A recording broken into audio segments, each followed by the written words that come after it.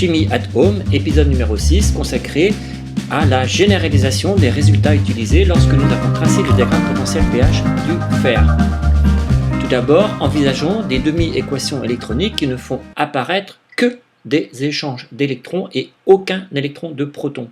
Dans ce cas-là, les droites E égale F de pH sont des droites de pente nulle, donc nous aurons des segments horizontaux, et horizontaux veut dire que nous utilisons la relation de Nernst sans qu'il y ait le moindre échange de protons impliqués entre l'oxydant et le réducteur du couple. Discutons maintenant des parties verticales d'un diagramme potentiel pH. Eh bien, elles correspondent à des échanges de particules autres que les électrons. Il n'y a donc, dans le couple envisagé, de part et d'autre de la frontière verticale, aucun électron mis en jeu.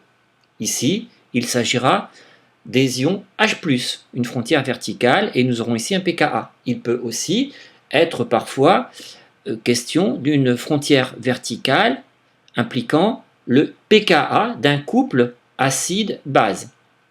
Donc, frontière verticale, eh bien, je dirais verticalité égale relation de Guldberg et Waage sans relation de Nernst. C'est-à-dire que pour trouver l'expression de l'équation de la droite, ici, eh bien, nous utiliserons des constantes d'équilibre. C'est pour ça que j'intitule ceci verticalité Guldberg-Waage, sans relation de Nernst. Et puis, il y a toutes les autres parties les plus fréquentes, probablement sur un diagramme potentiel BH, c'est-à-dire ces parties-ci avec des droites de pente non nulles, des droites obliques. Eh bien, cela signifie que vous avez à la fois dans le couple impliqué et situé de part et d'autre de la frontière, à la fois un échange d'électrons et à la fois un échange de protons. Dans ce cas-là, vous avez des droites de pente non nulles. Nous dirons que nous utilisons la relation de Nernst avec des protons. Enfin, il est important de rappeler que la conclusion principale que nous pouvons énoncer lorsque nous superposons deux diagrammes potentiels pH, comme c'est le cas ici pour le couple Zn2 plus Zn et Cu2 plus Cu, eh bien c'est que deux espèces qui ont deux domaines de stabilité disjoints réagissent ensemble selon une réaction favorisée.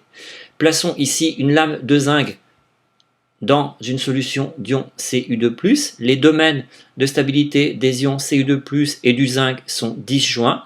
Ces deux espèces ne peuvent coexister et vont donner lieu à une réaction favorable thermodynamiquement, favorisée, qui va consister en la réduction des ions Cu2+ en cuivre et la formation d'ions Zn2+. Cu solide et Zn2+, peuvent tout à fait coexister puisqu'ils ont une partie commune de leur domaine de stabilité. Nous pouvons observer qu'effectivement, au bout de quelques heures, la couleur bleue des ions Cu2+ a totalement disparu parce qu'il s'est formé des ions Zn2+. Et puis, en examinant attentivement ce qui recouvre maintenant la lame de zinc, nous pouvons remarquer qu'il y a des petites pépites de cuivre. Cette opération est très utilisée en hydrométallurgie pour la préparation du zinc. C'est une étape dite de cémentation. Voilà les résultats principaux énoncés et déjà utilisés pour tracer le diagramme potentiel pH du fer. Je vous retrouve dans quelques instants pour la dernière capsule consacrée au diagramme potentiel pH. A tout de suite.